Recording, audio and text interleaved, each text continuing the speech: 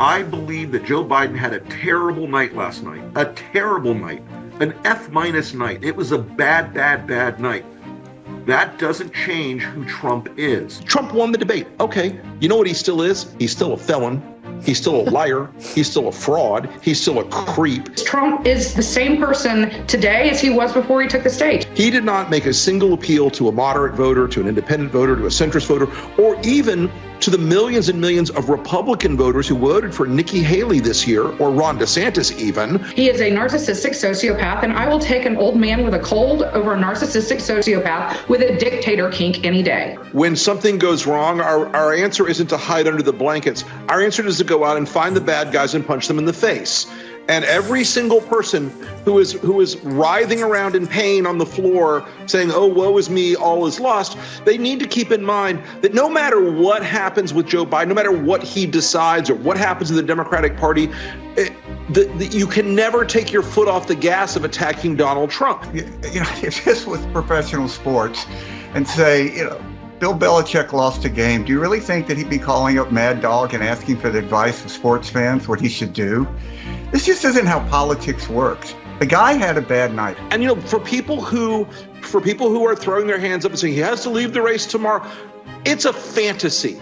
It's Aaron Sorkin meets the underpants gnomes. It's not real. We've got to fight against Donald Trump. You cannot take a day off. We have 129 days left. There are no extra days in the campaign. We've got to fight Trump every single day. Look, it's perfectly natural to want something new.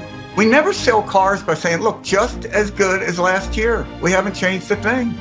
We're Americans. We're addicted to new. We love it. That's why the Cheesecake Factory has 40-page menu. We want options. The Democrats debating this, you know what?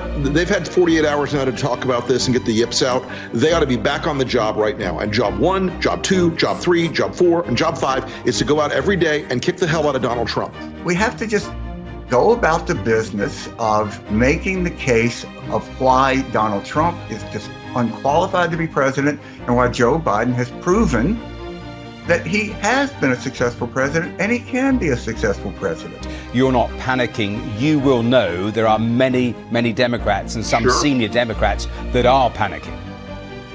See, that's my superpower. I'm not a Democrat. I'm an ex-Republican. But there's no easy solution here. This is supposed to be hard.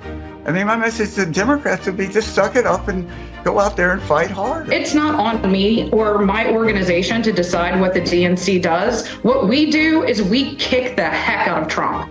And regardless of what happens and regardless of who the candidate is, the Lincoln Project is still here to come with him with a crowbar. We are going to take the knee. We're going to sweep the knee. We're going to lay him out.